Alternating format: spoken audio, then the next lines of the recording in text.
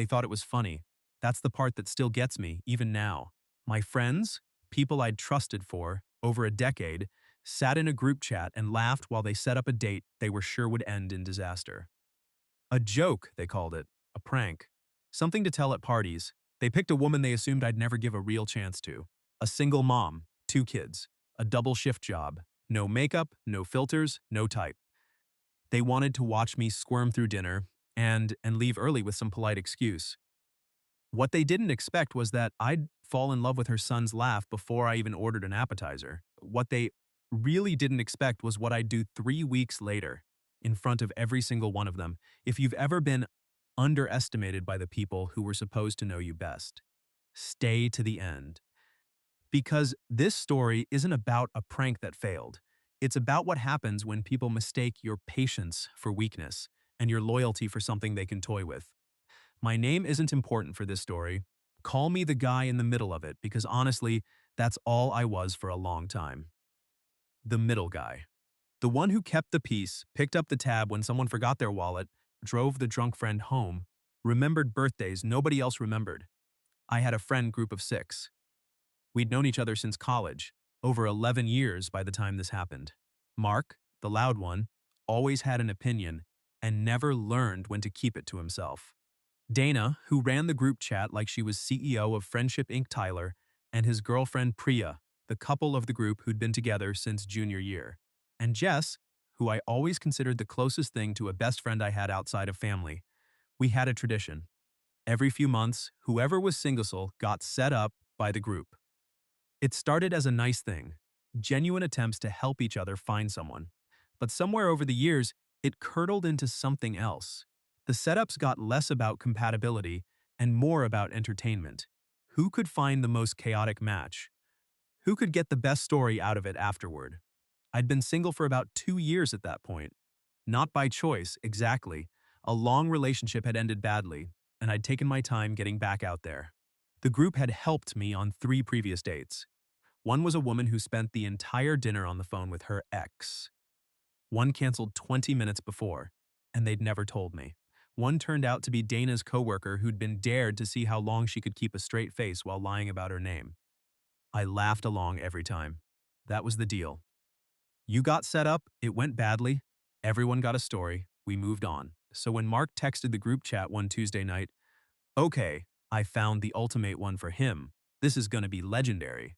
I should have known better than to say yes, pause, but I didn't, because I still believed, at that point, that even the jokes came from a good place.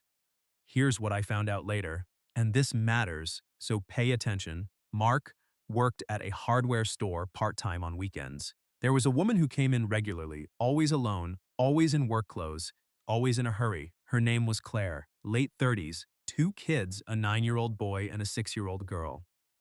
She worked as a hospital administrative assistant during the week and picked up weekend shifts doing bookkeeping for a small business to cover the gap her ex-husband left when he stopped paying child support 2 years earlier.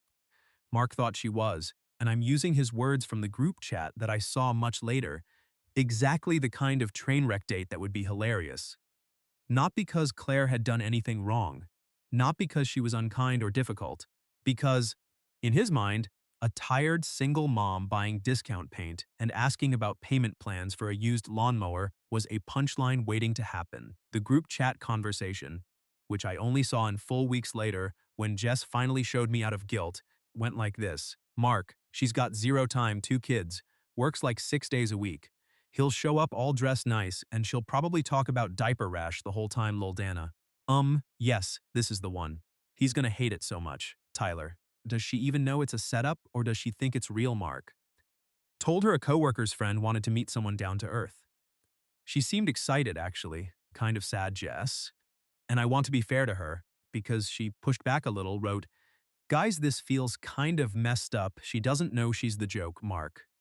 Relax, it's not that deep. Worst case, they have an awkward dinner and never talk again.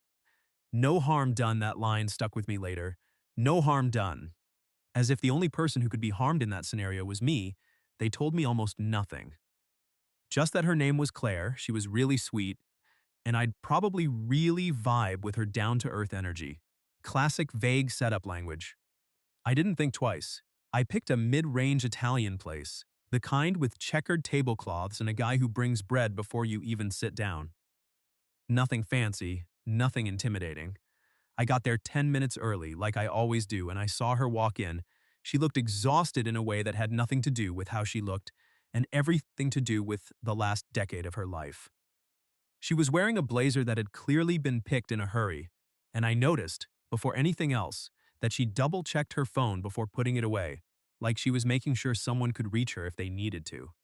We sat down, and for the first 10 minutes, it was the kind of small talk you'd expect. Work, weather, how we knew Mark.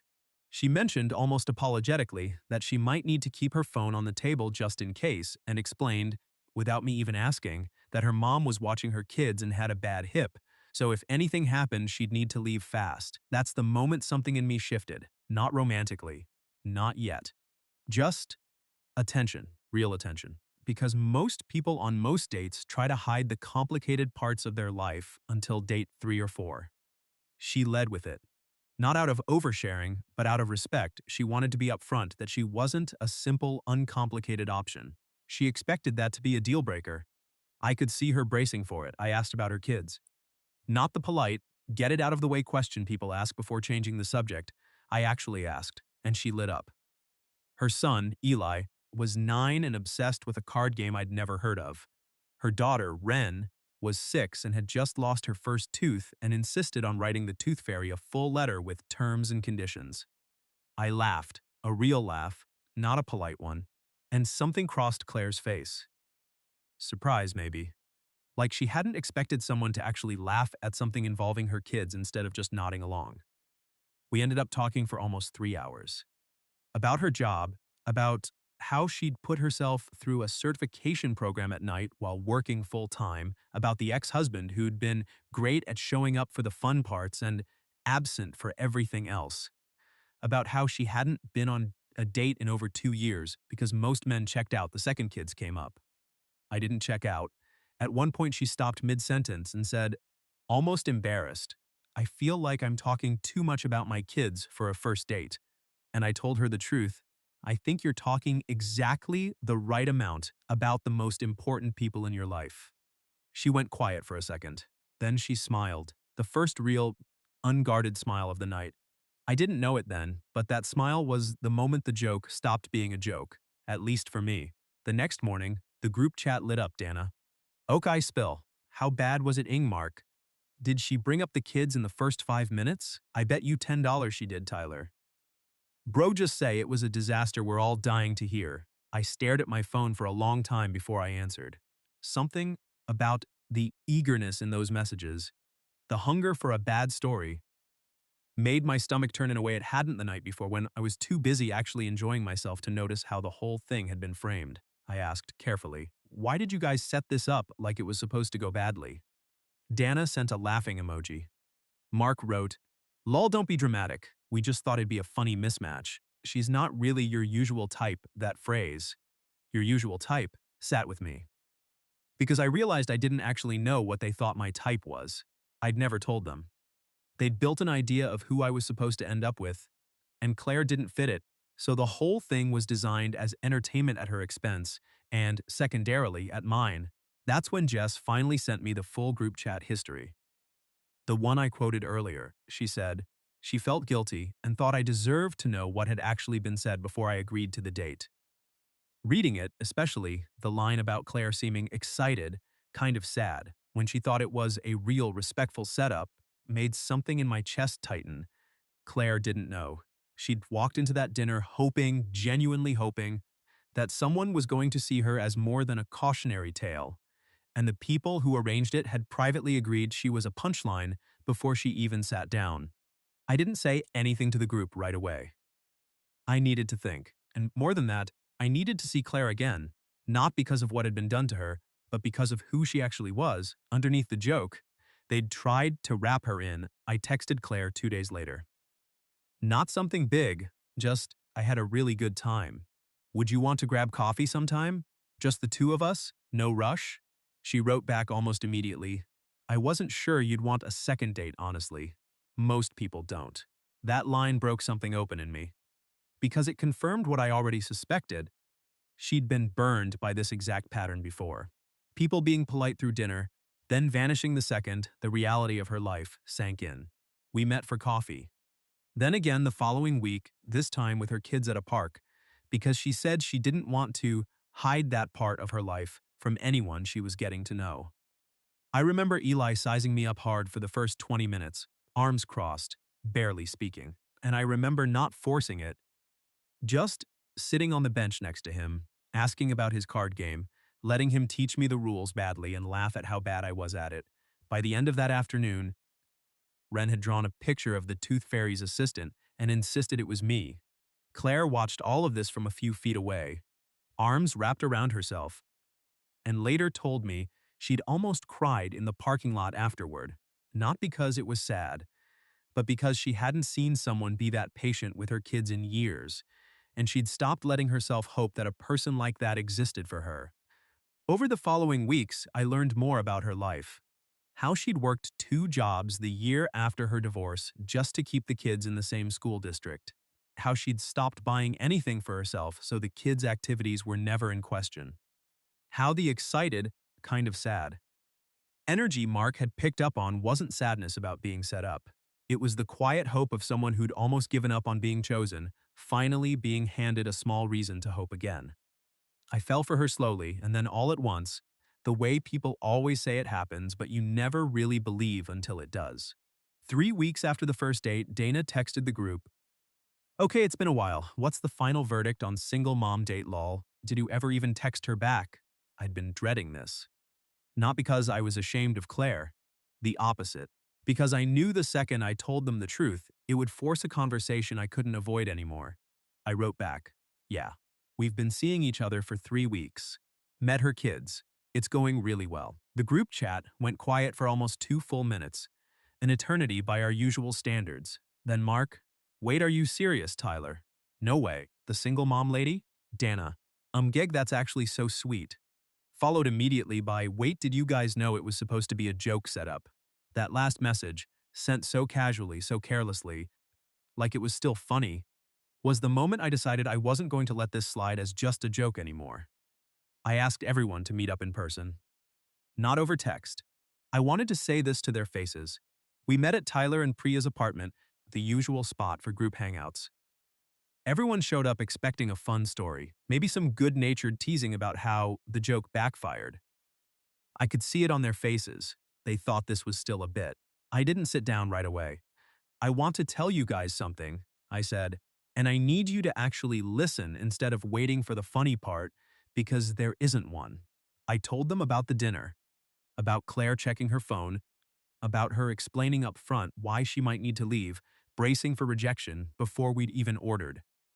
I told them about Eli's card game and Ren's tooth fairy letter. I told them how Claire admitted she wasn't sure I'd want a second date, because most people don't, and how that sentence told me everything about how many times this exact scenario had played out for her. People treating her like a burden the second real life showed up. Then I read them Jess's screenshots, word for word. "She's got zero time, 2 kids, works like 6 days a week. He'll hate it so much. Does she even know it's a setup?" And Mark's line, the one that had stuck with me for weeks, "No harm done." The room went silent. "You didn't set me up on a date," I said. "You set up a woman who's been working herself into the ground for 2 kids, who still said yes because some small part of her wanted to believe someone might actually see her. You set her up to be humiliated for your entertainment. And you didn't even think of me as someone who might actually meet her as a person instead of a punchline." Mark tried to say something about it not being that deep again, and I cut him off, calmly but firmly. It was deep enough that she almost didn't text me back a second time because she assumed I'd disappear like everyone else.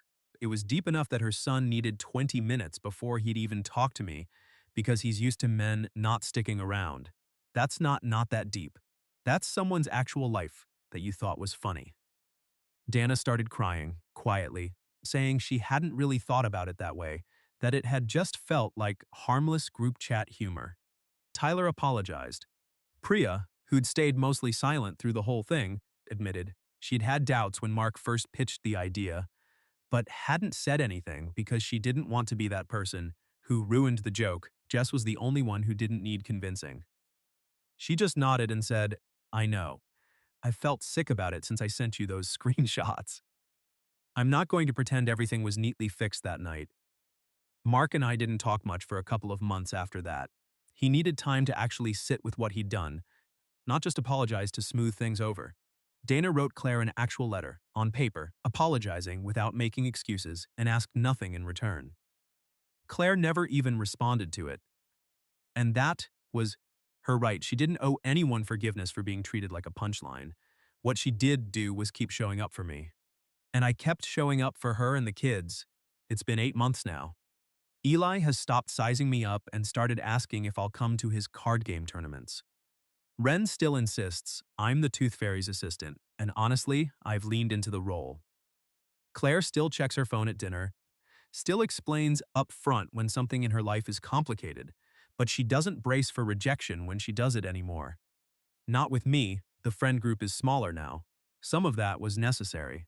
But the people who stayed, the ones who actually reckoned with what happened instead of just apologizing to move past it, those friendships are more honest now than they were before.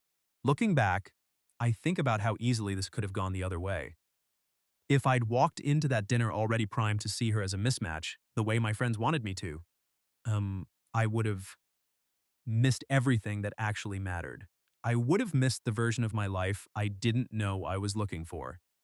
People love to underestimate what a single mom setup is supposed to look like. They love to imagine it as a compromise, a downgrade, a punchline. What they don't account for is that the people who've been carrying the most are often the ones who show up with the most honesty, the most gratitude, and the least patience for anyone who isn't serious about staying. My friends thought they were setting me up on a joke. They actually set me up with the best decision of my life. If this story meant something to you, let me know in the comments. And if you've ever been underestimated by people who thought they knew you better than you knew yourself, I'd love to hear that story too.